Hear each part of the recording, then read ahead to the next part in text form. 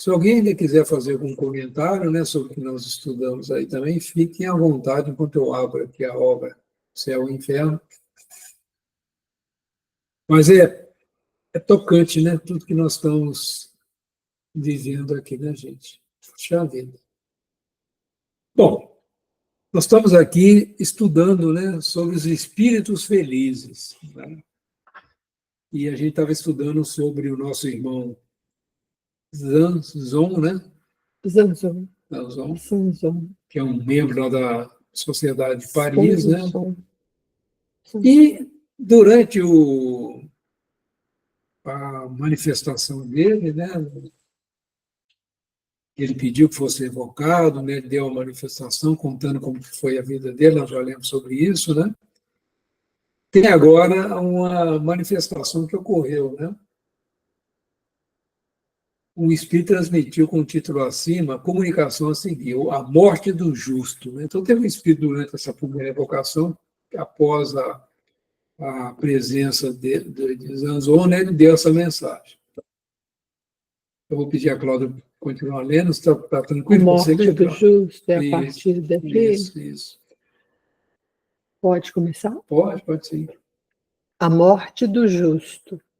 Após a primeira evocação do Sr. Sanson, feita na Sociedade de Paris, um espírito transmitiu com o título acima a comunicação a seguir. A morte deste de que agora vos ocupais foi a de um homem justo, ou seja, acompanhada... Peraí, um momentinho, Cláudio. Mas quando ele faz isso comigo aqui. Vamos lá. Terminando com ele aqui, quem sabe. Já foi. Acompanhada de calma e de esperança. Assim como o dia sucede naturalmente à aurora, a vida espiritual sucedeu para ele à vida terrestre sem abalos ou rupturas, sendo seu último suspiro exalado num hino de reconhecimento e de amor. Quão poucos os que assim atravessam essa difícil passagem! Quão poucos, após as euforias e os desenganos da vida, percebem o ritmo harmonioso das esferas.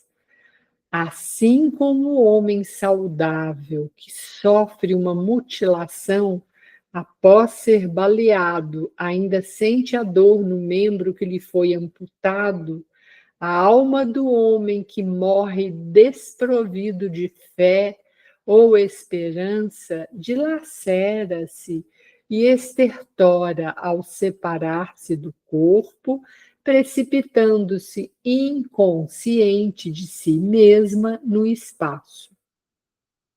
Rogai por essas almas perturbadas, rogai por todo aquele que sofre. A caridade não está restrita à humanidade visível. Ela também socorre e consola os seres que povoam o espaço. Tendes a prova tocante disso na tão inesperada conversão daquele espírito que se sensibilizou com preces espíritas feitas junto ao túmulo deste homem de bem, que fazeis bem em interrogar, pois que ele deseja fazer-vos progredir no caminho do bem. Aí tem uma nota de rodapé 171. Ele aqui dá referência dessa mensagem. É uma alusão ao espírito de Bernard, que se manifestou espontaneamente no dia do funeral do senhor Zanzão. Está na revista Espírita de maio de 1862. Eu tenho essa mensagem aqui. Página 132. Depois que a gente terminar aqui, a gente vai a essa mensagem, tá? O amor. Apareceu, não, Gato? Não. Ué? Apareceu o senhor Jeobar. Não, em cima não aparece o amor depois do 171, não? Ah, tá. Tá. O amor, desculpa. O amor não tem limites, preenche o espaço, dando e recebendo ininterruptamente suas divinas consolações. O mar se desenrola numa perspectiva infinita. Seu limite parece confundir-se com o céu, e o espírito deslumbra-se com o magnífico espetáculo dessas duas vastidões. Assim é o amor, mais profundo que as ondas, mais infinito que o espaço. Ele deve reunir a todos, encarnados e desencarnados, na mesma comunhão de caridade, operando admirável fusão do que é finito e do que é eterno. Georges, né? A importância, o que é finito? Finito é o nosso corpo material, né? Que vai ao desencarne, né? E o que é eterno? Nosso espírito, né? Então, essa questão do amor, né? Que é as ondas mais infinitas, que é o espaço. Ele deve reunir a todos, encarnados e desencarnados. Essa foi a proposta do mestre, né? O mestre do amor, que é Jesus.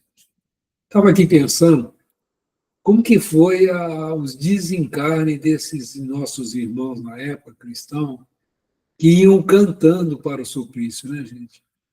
A gente tem notícia disso, tem no final do livro, há 2000 anos, né?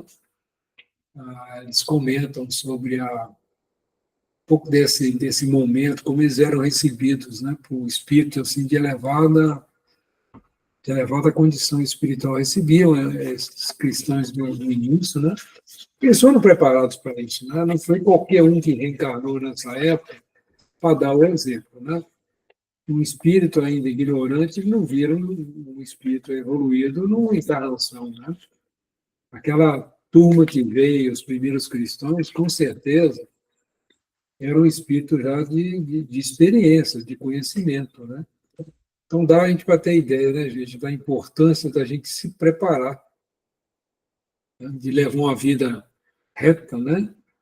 Justa, caridosa, para que a gente também tenha uma estrutura para que a gente passe por essa passagem, por essa transição de uma maneira bem equilibrada, né? As informações chegam até nós, né?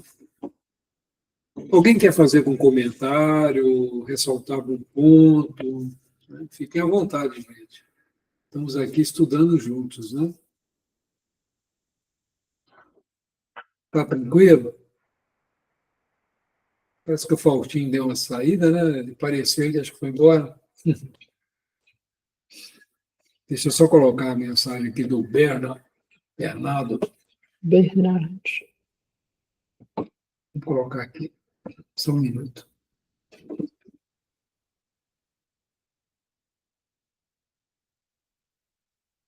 Isso aí, partilha.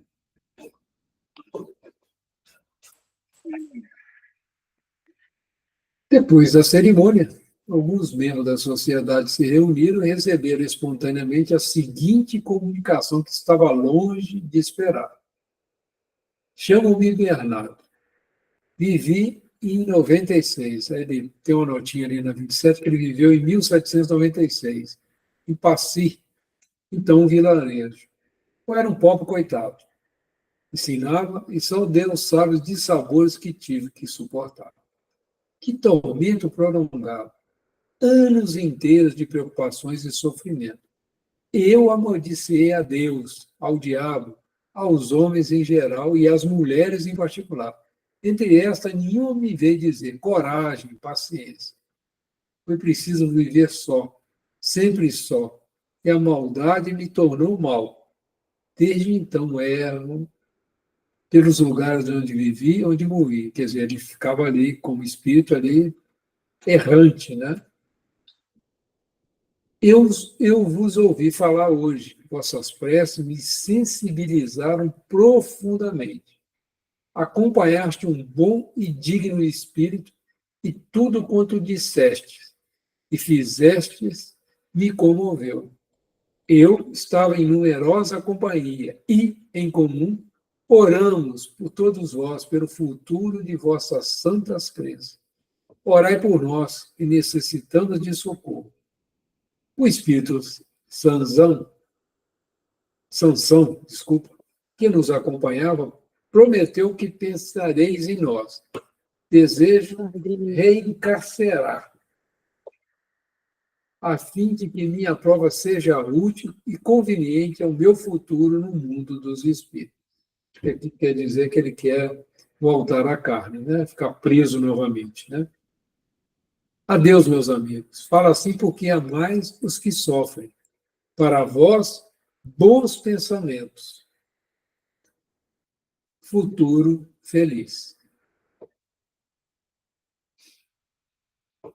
Aqui está a palavra inquiescere, deve ser, não sei o que quer dizer isso aqui, se é em francês ou, acho que deve ser francês, né? O original. Então, você vê o espírito que estava, isso aqui nós estamos falando de uma mensagem de 1862, né?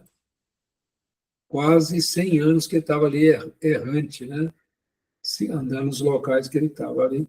E ele se sensibilizou pelas orações, né, deles durante o funeral do Sazão.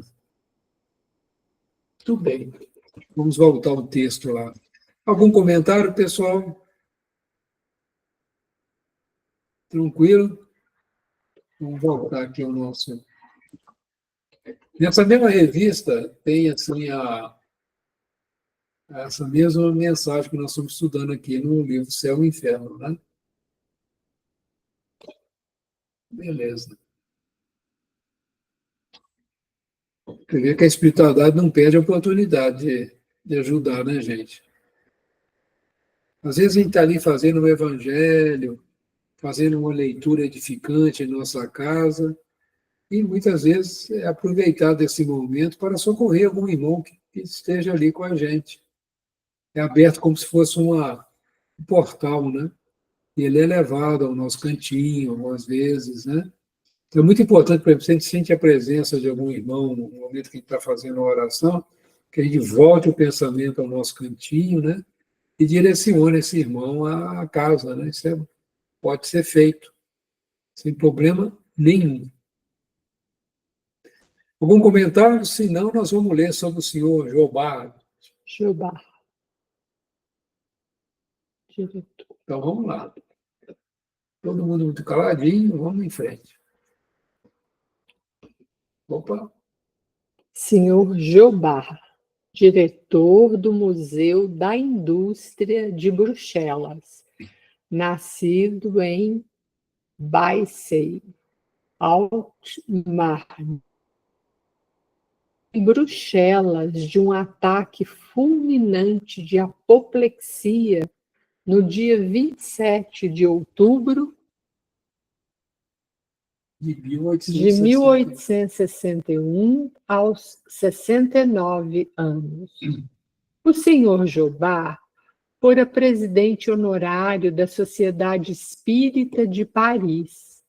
Pretendíamos evocá-lo na sessão de 8 de novembro, quando ele, antecipando-se ao nosso desejo, deu espontaneamente a seguinte comunicação: aqui estou, eu que iríeis evocar, pois desejo manifestar-me primeiro através deste médium, cuja assistência vinha pleiteando até agora sem sucesso. Quero inicialmente vos falar acerca de minhas impressões no momento da separação de minha alma. Senti um abalo inaudito. Lembrei-me subitamente de meu nascimento, de minha juventude e de minha idade madura. Minha vida inteira reproduziu-se nitidamente em minha lembrança. Sentia apenas um intenso desejo de encontrar-me nas regiões reveladas por nossa amada crença. Acerenou-me em seguida toda essa agitação. Eu estava livre e meu corpo jazia inerte. Ah, meus queridos amigos, quanta alegria ao livrar-me do peso do corpo. contentamento poder abranger o espaço. Não imagineis, contudo, que me tenha transformado subitamente em um eleito do Senhor. Não. Estou entre os espíritos que, tendo aprendido um pouco, devem ainda muito aprender. Não tardou para que me lembrasse de vós, meus irmãos de exílio, e asseguro-vos toda a minha simpatia, envolvendo-vos com meus melhores votos. Quereis saber quais espíritos receberam-me e quais foram minhas impressões? Meus amigos, foram todos aqueles que nós evocamos, todos os irmãos que partilharam nossos trabalhos. Vi o esplendor, mas não posso descrevê-lo. Dediquei-me a discernir o que era verdadeiro nas comunicações, pronto a rejeitar toda afirmação errônea. Pronto, enfim, para ser o arauto da verdade no outro mundo, tal como o fui no vosso. Jobá. Número 1. Enquanto encarnado, recomendou-nos o Senhor que o evocássemos quando houvesse deixado a terra. Nós o fazemos não somente para atender a seu desejo, mas principalmente para renovar-lhe o testemunho de nossa bem grande e sincera simpatia e também no interesse de nossa instrução. Uma vez que o Senhor, melhor que ninguém, está em condições de nos proporcionar os esclarecimentos exatos sobre o mundo em que se encontra, ficaremos dessa forma felizes se anuírem responder a nossas perguntas. No momento, o que mais importa é a vossa instrução.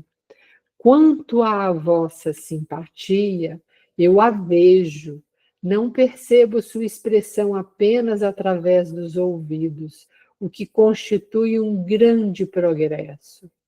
2. Para fixarmos os conceitos sem divagarmos, perguntamos inicialmente em que lugar o Senhor aqui se encontra e como veríamos caso pudéssemos vê-lo? Estou próximo ao médium. Haveríeis de me ver sob a aparência do Jobá que se sentava à vossa mesa, uma vez que vossa visão enquanto mortais, ainda restrita, somente permite ver os espíritos sob sua apresentação mortal. 3. Teria o Senhor a possibilidade de tornar-se visível para nós? E caso não o puder, o que a isso se opõe? Você quer que pare? Não, pode ir. A aptidão que varia de acordo com cada pessoa. Um médium vidente poderia ver-me, os outros não. 4. Vamos dar uma olhadinha aqui. Aptidão, né? Varia de acordo com cada pessoa. Né? Ele está perguntando, né, dessa possibilidade, que a gente sabe que, por exemplo, poderia haver uma materialização do espírito, mas as condições para se fazer um trabalho de materialização seria algo bastante que exige muito preparo. Né? Quem está estudando isso, nós estamos estudando muito durante o estudo do livro Mecanismo da Mediunidade, e quem já estudou também os mensageiros, né? O missionário, se não me engano, trata desse ponto lá também. No Domínios da Mediunidade, também, que nós já estudamos, também trata desse processo. Não é simples, né? Agora, depende muito, tem médicos que têm condição de ter evidência, outros não, né? Então, essa é a questão. E outro ponto interessante é que ele vai se apresentar sempre como ele era conhecido, senão ninguém vai reconhecer ele, né? Se o Jobá ele se apresentar com um aspecto de uma outra vida que o pessoal não tenha convivência com ele, fica muito difícil dele ser reconhecido, né? Mesmo para um médium, naturalmente um médium vidente. Alguém gostaria de comentar alguma coisa, perguntar, colocar um ponto de vista? Se não, andemos para o item 4. 4. Esse lugar é o mesmo que o senhor ocupava quando vivo, quando assistia às nossas sessões e que lhe reservamos? Portanto, aqueles que ali o viram podem imaginá-lo, vendo como é agora. Se não está ali com o seu corpo material, está com o seu corpo fluídico, que tem a mesma forma. Se não o vemos com os olhos do corpo, vemo-lo com os do pensamento. Se o Senhor não pode comunicar-se pela palavra, pode fazê-lo pela escrita com a ajuda de um intérprete. Nossas relações com o Senhor não estão, portanto, de modo algum interrompidas por sua morte. E podemos conversar tão fácil e completamente quanto outrora. É assim mesmo que acontece? Sim, e já o sabeis há muito tempo. Ocuparei este lugar muitas vezes, mesmo sem o vosso conhecimento, porque meu espírito habitará entre vós. Chamamos a atenção para esta última frase: meu espírito habitará entre vós. Nas presentes circunstâncias, não se trata apenas de uma figura de linguagem, mas de uma realidade.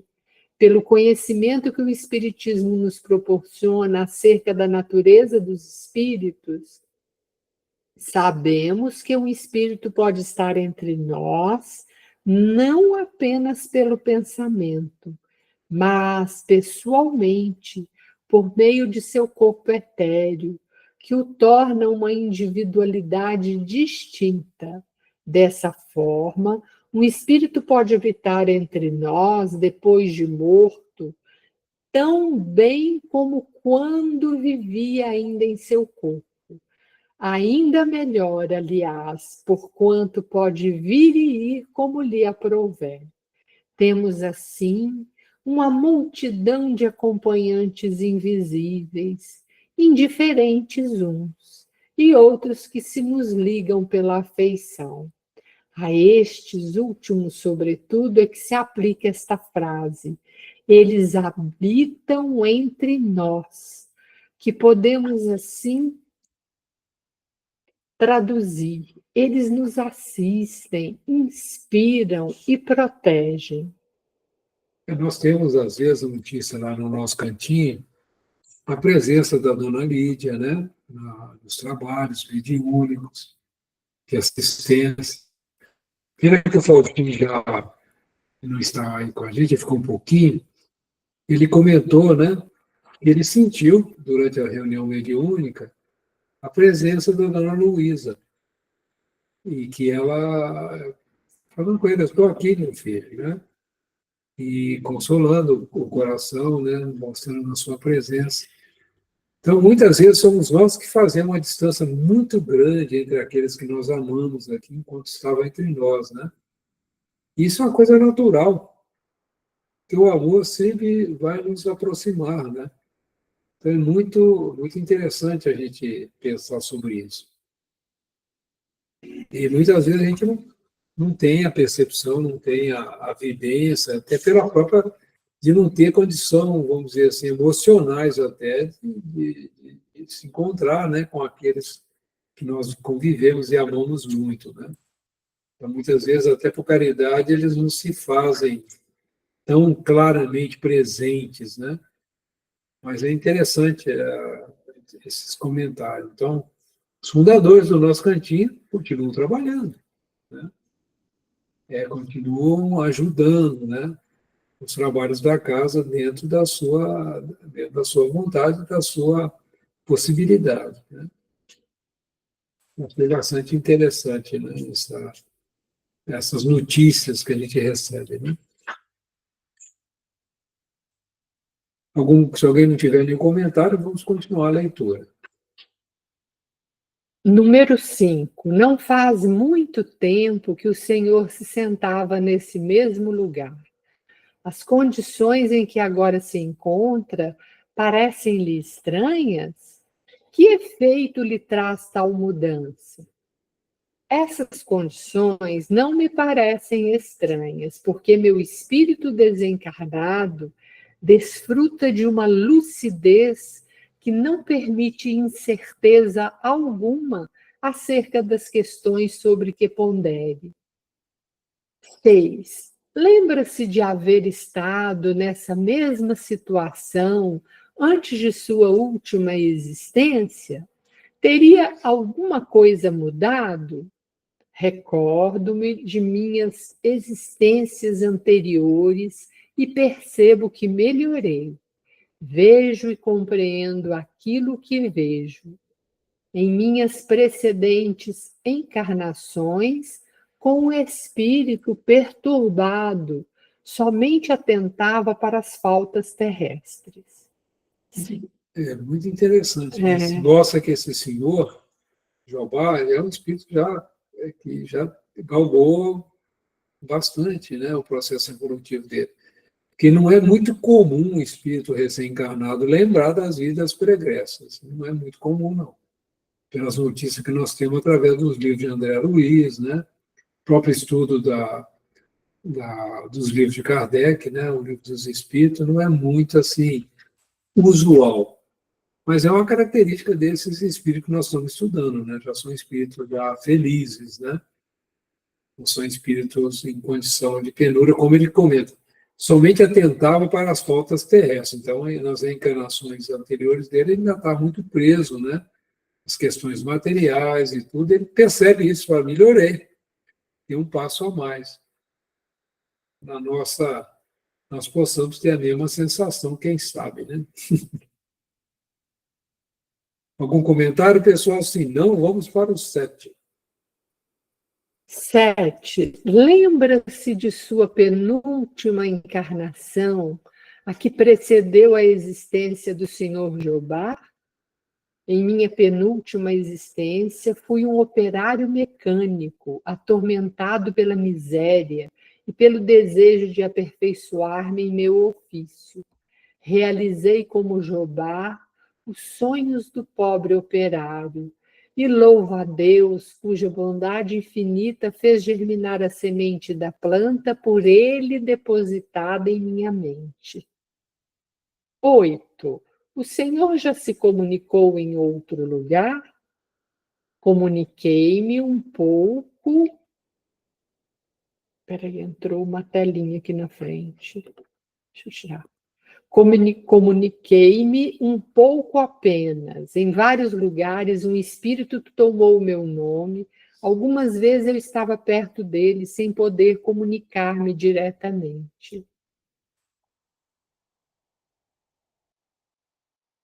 Minha morte é tão recente que sou ainda vulnerável a certas influências terrestres.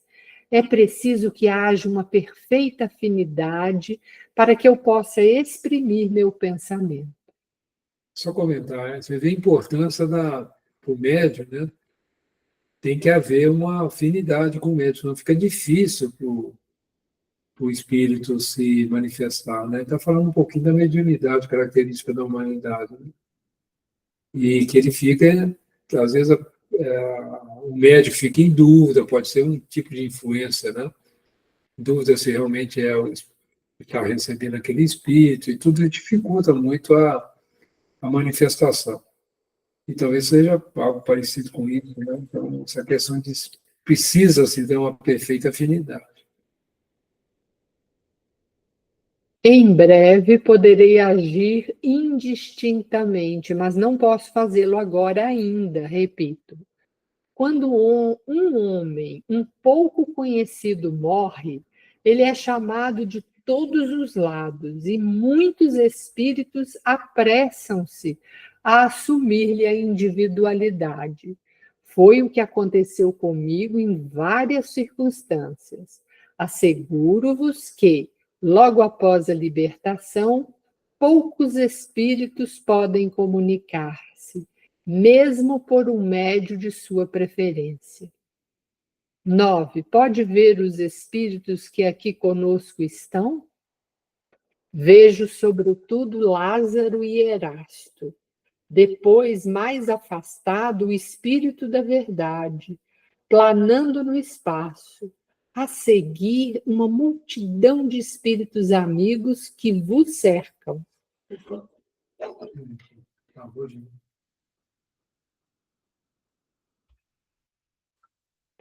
Pressurosos e cordiais.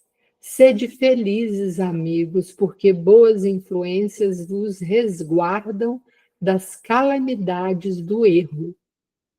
10. Quando vivo, o Senhor partilhava a opinião que foi emitida sobre a formação da Terra pela incrustação de 4 planetas que teriam sido agregados em conjunto.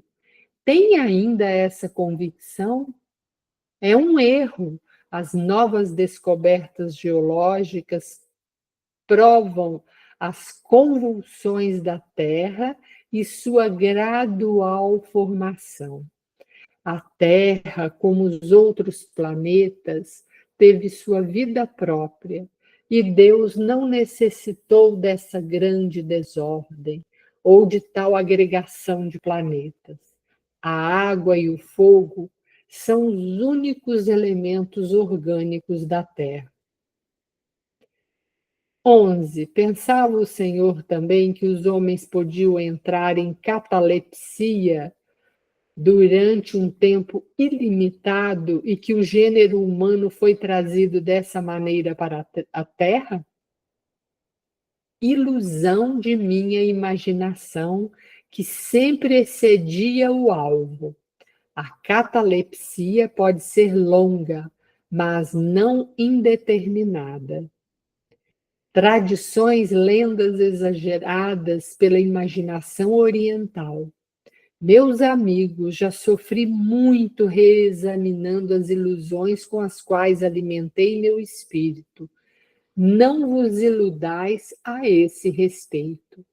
Aprendi muito e hoje posso dizer que minha inteligência, pronta para assimilar vastos e diversos estudos, havia guardado de minha última encarnação o gosto pelo maravilhoso e pelo misterioso, aurido na imaginação popular. Ocupo-me pouco ainda de questões puramente intelectuais, tal como as compreendeis. Como poderia fazê-lo deslumbrado, arrebatado como estou pelo maravilhoso espetáculo que me cerca? Somente o vínculo do Espiritismo, mais poderoso do que vós, homens, podeis conceder, pôde atrair meu ser em direção a esta terra de que me desligo, não com alegria, pois seria uma crueldade, mas com profundo reconhecimento da libertação. Interessante, né? Que ele tem as concepções que ele desenvolveu como encarnado, né? Ele teve a oportunidade de ver que ele estava ali iludido em algumas delas, né? E que agora ele está vivendo no mundo dos espíritos, com a mente voltada a aprender, né, sobre esse mundo, né? Então, mas ele está feliz de estar liberto, mas ele reconhece, né, que foi muito útil para ele essa experiência, né, entre nós, né, e como encarnar. Interessante.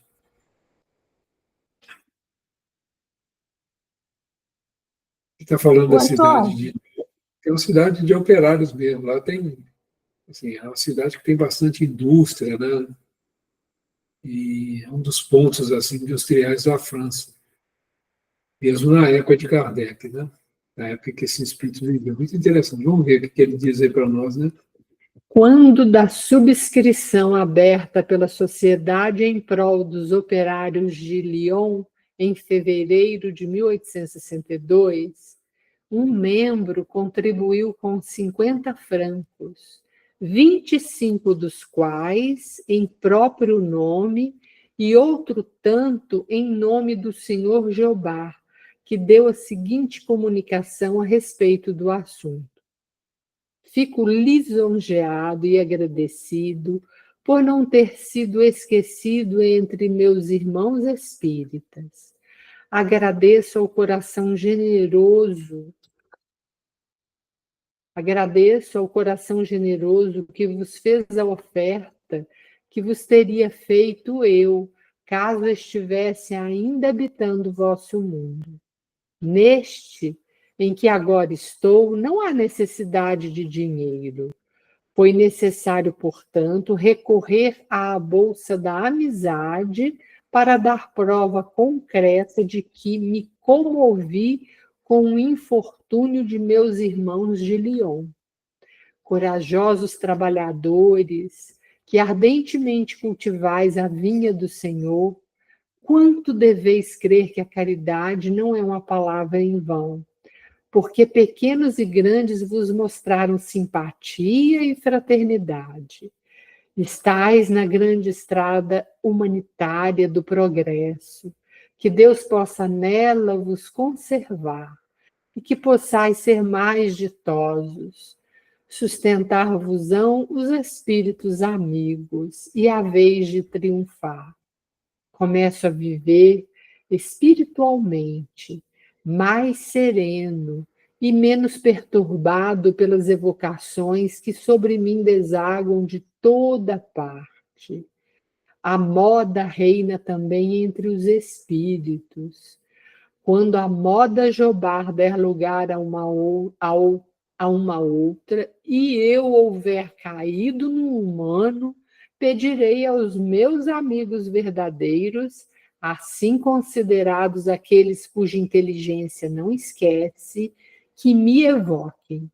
Aprofundaremos, então, as questões tratadas de forma superficial. E vosso Jobar, completamente transfigurado, poder-vos-á ser útil, como deseja de todo o coração. Jobar. Interessante, né? Isso que está acontecendo, deve estar invocando o espírito dele. Né? Ele foi presidente da Sociedade de Paris, Sociedade Espírita de Paris. Né? Imagina evocações que desaguam de toda parte. A moda reina também entre os espíritos. Interessante. Mas que quando a coisa acalmar, né, que ele poderá assim ajudar de uma maneira mais efetiva. Né? Interessante. Após os primeiros tempos dedicados a tranquilizar seus amigos, o senhor Jobar colocou-se entre os espíritos que trabalham ativamente pela renovação social, aguardando seu próximo retorno entre os encarnados, quando nela participará mais diretamente. Tem frequentemente transmitido desde então à Sociedade de Paris, de que permanece membro, comunicações de incontestável superioridade, sem se afastar da originalidade e dos espirituosos gracejos que constituíam a marca de seu caráter, permitindo que seja reconhecido mesmo antes de assinar o nome. Interessante, né? A gente que trabalha mediunicamente, a gente, às vezes, antes do espírito, no início da mensagem, a gente já percebe quem é, né? Tem algumas características assim, que a gente já percebe claramente. Eu pessoalmente trabalho muito com os pretos velhos, né? E é muito interessante, assim, quando eles estão se manifestando, de ver claramente se é um ou outro, né, que está manifestando, que eles dão os nomes, né, para a gente poder identificá-los. É muito gostoso, né, de ter essa oportunidade. Muito legal, que a gente consiga, quando a gente voltar à nossa pátria verdadeira, que a gente consiga ter essa lucidez, né, gente? Muito legal. Legal mesmo poder ser útil, né? Aos nossos irmãos, continuar trabalhando. Né? Continuar trabalhando, como a gente tem notícia aí das nossas irmãs, né, fundadoras do nosso cantinho. Muito legal. Tem mais uma aí. Alguém tem alguma pergunta, gente? Algum comentário? Está tranquilo? Está tranquilo, vamos em frente, né? Samuel Felipe. Samuel Felipe era um homem de bem, na verdadeira acepção da palavra. Ninguém se lembrava de tê-lo visto cometer uma má ação ou de haver voluntariamente cometido um mal a quem quer que seja, de um devotamento sem limites por seus amigos. Todos sabiam poder sempre contar com ele para prestar qualquer auxílio, ainda que à custa dos próprios interesses. Trabalhos, fadigas, sacrifícios, nenhum esforço media no intuito de ser útil, algo que fazia naturalmente, sem afetação, admirando-se de que se pudesse atribuir-lhe mérito por isso. Jamais ressentiu-se daqueles que lhe haviam feito mal, pondo-se-lhes à disposição com tanto desvelo como se lhe tivessem feito bem. Quando tinha de lidar com ingratos, dizia: não é a mim, mas a eles que se deve lastimar. Conquanto muito inteligente e dotado de um talento natural, sua vida de todo laboriosa havia sido obscura e carregada de rudes provações. Era dessas naturezas de elite que florescem na sombra, da qual o mundo nada fala e cujo brilho não se reflete sobre a terra. Adquirida no conhecimento do Espiritismo uma fé ardente na vida futura e uma grande resignação perante os males da existência terrestre. Faleceu em dezembro de 1862, com 50 anos, em consequência de uma dolorosa moléstia, comovendo sinceramente sua família e alguns amigos. Evocamo-lo alguns meses após seu passamento. Número 1. Tem o Senhor uma lembrança clara de seus últimos instantes na Terra? Perfeitamente.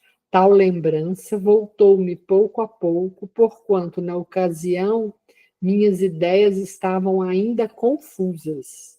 Você vê que é natural, né? Durante o passamento, a gente ficar um pouco, passar por aquele processo de perturbação, né? Mesmo um espírito bondoso, como nós estamos vendo aí, pela descrição acima, né? Número 2, para nossa instrução e pelo interesse que nos inspira sua vida exemplar, poderia descrever-nos como se deu, em seu caso, a passagem da vida corporal para a vida espiritual, assim como sua situação no mundo dos espíritos?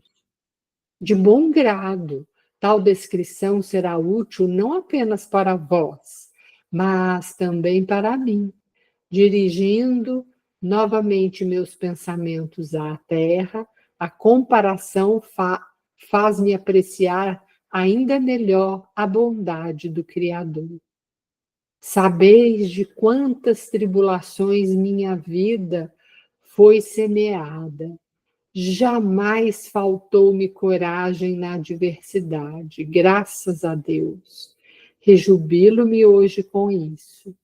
Quantas coisas teria perdido se tivesse cedido ao desânimo? Tremo só ao pensar que, caso tivesse fraquejado, tudo quanto suportei teria sido sem proveito, tendo que recomeçar. Desculpem que faltou aqui a minha imagem na tela. Vamos lá. Tudo quanto suportei teria sido sem proveito, tendo que recomeçar. Ah, meus amigos, que possais entender bem essa verdade, pois nela repousa a vossa felicidade futura. Não é, por certo, um preço alto a ser pago por essa felicidade com alguns anos de sofrimento.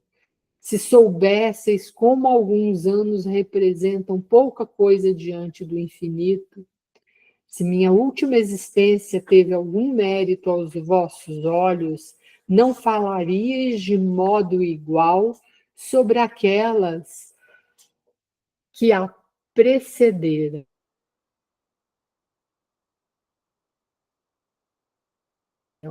Foi somente através do isso agora. Aí tem uma nota de rodapé 172. 172. A evolução do espírito ocorre pelo autoaprimoramento ou pela autonomia intelecto-moral, que é esforço voluntário pelo desenvolvimento das faculdades, qualidades e capacidades da alma.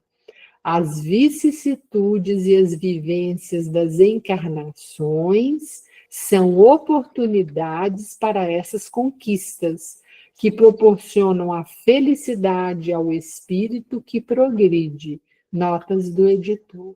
Essas são notas do Paulo Henrique de Figueiredo e do Lucas Santiago, né? São os tradutores dessa obra. E é algo para a gente pensar, né, gente? Porque ninguém, esse trabalho de autoaprimoramento, né, nasce da nossa vontade, é livre. Se a gente não quiser ficar parado, né, podemos ficar também. Então, nós estamos aprendendo muita coisa, né, temos muitas informações, mas se nós colocarmos em prática, eu estou falando agora com as minhas palavras, né, no que eu penso.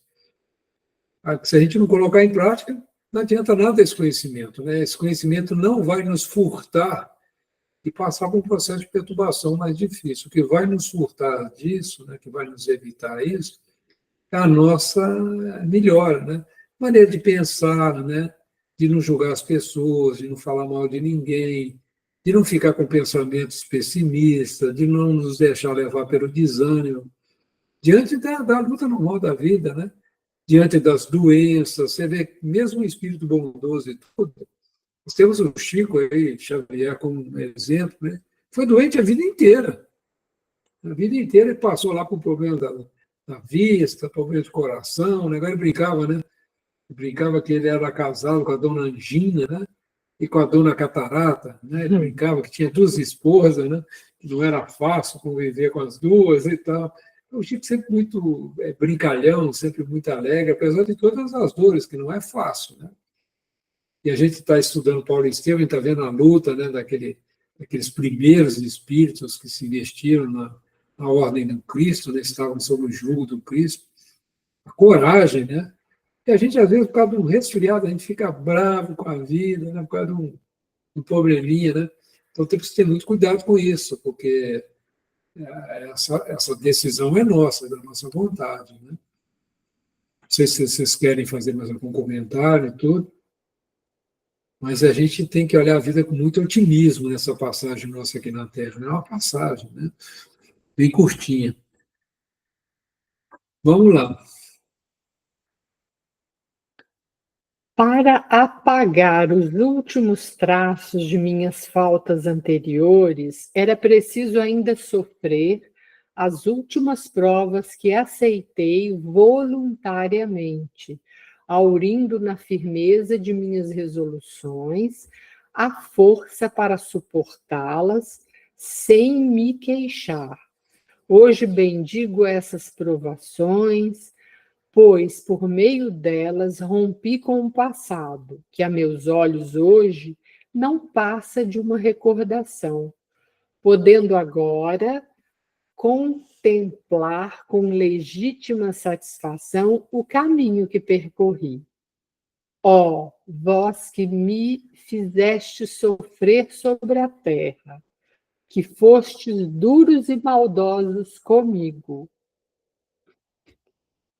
que me humilhastes e enchestes de amargura, vós cuja má fé, muitas vezes, submeteu-me às mais difíceis provações, não somente vos perdoo, mas vos agradeço.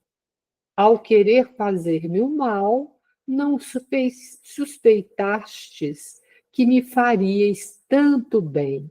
Mas é verdade, de fato, que a vós eu devo, em grande parte, a felicidade de que desfruto, porque me fornecestes a oportunidade de perdoar e de pagar o mal com o bem.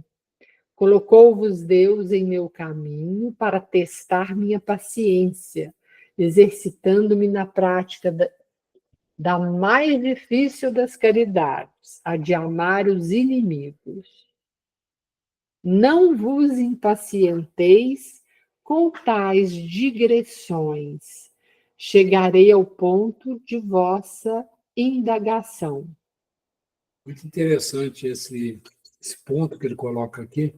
Eu coloquei uma mensagem do Pai Tomé, lá no Evangelho por Emmanuel, no grupo, né, que é o grupo de estudos da terça-feira, e ele fala um negócio que eu fiquei pensando, né, ele fala assim, seria falta de misericórdia pedir para retirar a doença, né, da nossa experiência, porque ela vem para curar a nossa alma, né, ela vem para filtrar determinadas feridas do nosso perispírito. Fiquei pensando nesse negócio, seria uma falta de caridade pedir para retirar a doença de uma. Eu tenho pensado sobre isso aí, ouvindo essa mensagem desse nosso irmão, né? E ele colocando isso para a gente, né? Todo sofrimento que às vezes é gerado por outras pessoas, a gente deve agradecer, que estão colocando e nos dá a oportunidade da gente conhecer a própria fé em Deus, né? Até que ponto nós já conseguimos evoluir nossa perfeita, né, confiança em Deus, né? Muito interessante. Então vamos em frente. Ainda que sofrendo cruelmente durante minha última enfermidade, eu passei pela agonia. A morte veio para mim como o sono, sem luta, sem abalos. Não tendo apreensão com relação ao futuro, não me sentia agarrado à vida, não tendo, por conseguinte, que me debater contra os últimos laços. A separação aconteceu sem esforço ou dor, e sem que me apercebesse disso. Não sei quanto durou esse último sono. Foi curto, no entanto. O despertar foi de uma calma que contrastava com meu estado anterior. Não mais sentia dores, ficando feliz com isso. Queria levantar-me, andar, detinha-me, no entanto, um torpor nem um pouco desagradável, que tinha até mesmo um certo encanto, ao qual entregava-me com uma espécie de prazer, sem me dar conta de minha situação, mas sem duvidar que houvesse deixado a terra. O que me cercava parecia-me um sonho. Vi minha esposa e alguns amigos chorando de joelhos no quarto, e disse para mim que certamente julgavam-me morto. Quis esclarecê-los, mas não pude articular palavra alguma, pelo que concluí que sonhava. Fortalecendo essa ideia, havia o fato de que me via cercado por várias pessoas amadas, falecidas de há muito, e por outras que, à primeira vista, não reconheci e que pareciam velar por mim, aguardando que despertasse. Tal estado foi entremeado de instantes de lucidez e de sonolência, durante os quais eu alternadamente recobrava e perdia a consciência de meu eu. Pouco a pouco, minhas ideias adquiriram mais clareza. A luz que eu apenas entrevia através de um nevoeiro fez-se mais brilhante. Comecei então a reconhecer-me e compreendi que não pertencia mais ao mundo terreno. Se não houvesse conhecido o Espiritismo, a ilusão, sem dúvida, teria se prolongado por muito mais tempo. Meus despojos mortais não haviam sido ainda enterrados. Observava meu corpo com piedade, alegre por ter finalmente dele me libertado. Sentia-me tão feliz por estar livre. Respirava com tranquilidade, como alguém que escapa de uma atmosfera nauseante, e indizível sensação de alegria penetrava todo o meu ser. A presença daqueles que eu amara enchia-me de alegria. Não estava de modo algum surpreso ao vê-los. Parecia-me muito natural, mas era como revê-los após uma longa viagem. De início, um fato me espantou, que é o de nos compreendermos sem articular palavra alguma.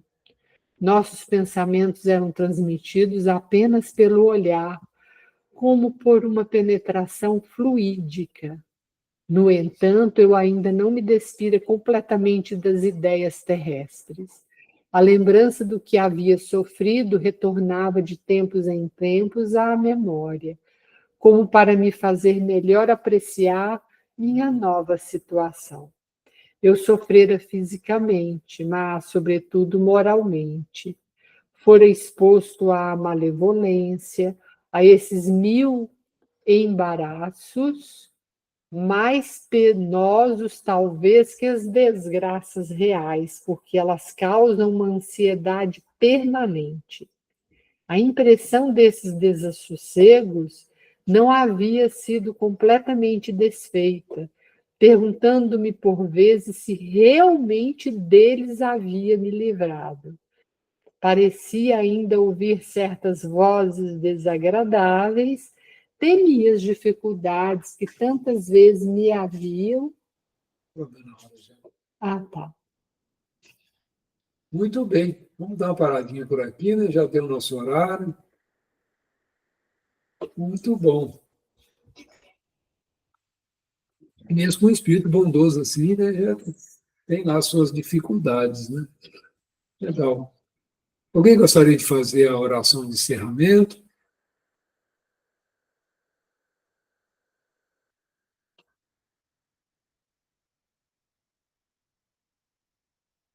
Muito bem. Vamos, eu faço então. Te agradeço, Jesus, te agradeço, espiritualidade amiga, por esses ensinos, né? Maravilhosos que nós estamos tendo a oportunidade aqui de compartilhar, né? De pensar a respeito. E com esse sentimento de gratidão, Senhor.